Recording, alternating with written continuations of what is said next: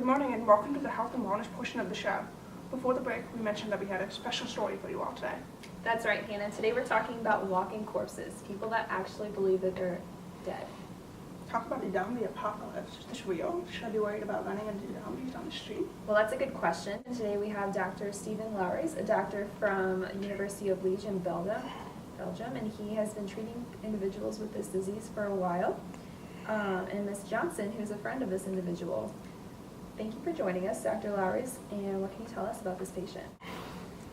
Well, obviously Graham is a fascinating case. I've been studying and conducting PET scans for the last 15 years, and I can honestly say that this is the most fascinating case I've ever handled. Graham is suffering from a rare disorder called Cotard's delusion, which is a denial of certain parts of the body that they exist. And in his case, he believes that the brain is non-existent. He experienced a death in neurons, which caused problems of certain cognitive functions, but what was fascinating was his brain stem still remained intact. He showed signs of wakefulness. On the other hand, he complained of having no smell or taste and a distorted view of reality, and a lack of arousal as well. That's very interesting. What did Graham do to help the situation, or is there anything he can do to prevent this? Or Good question. We typically, in this field, we do CT scans to see what type of therapy is optional for the patient.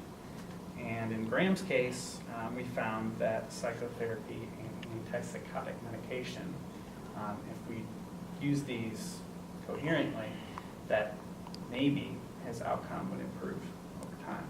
So that's what we did. Okay. Wow, that's fascinating. Ms. Johnson, what can you tell us about Graham and what's changed? Graham, before his accident, was pretty much like any of us. He was living his life with depression, and he was struggling more than any of us really realized. And unfortunately, he tried to take his own life, and luckily he didn't succeed, but to him that was very unlucky. He said that because he didn't die, he thought that that was the nightmare, and that once he woke up, he felt like he was dead.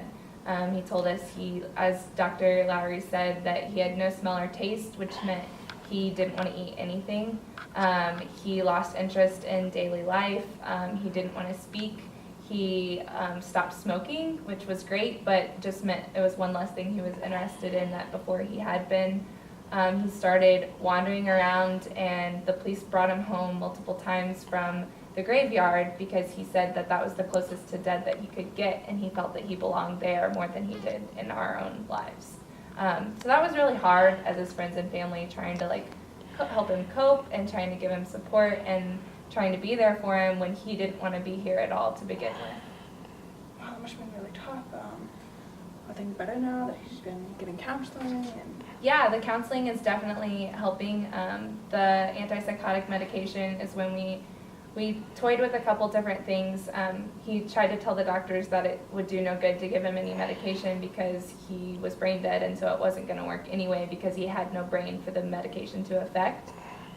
So convincing him to finally go on those was a struggle, but it helped in the long run. We played with medication for a while, a few months, before we finally found something that would work. And then once he started doing therapy as well, it just really started to turn around. He says now that he's lucky to be alive each day. He no longer feels brain dead, which is great, but he also still has some off days. He's not back to the original Graham that he was before the accident. He says he still feels bizarre sometimes. So there's still that. Every day's a battle, but he's doing a lot better. Well, that is so good to hear. Thank you both for sharing your stories today and taking the time to be on our show. But when we come back, we will explore what pilots may not be telling you on your next flight.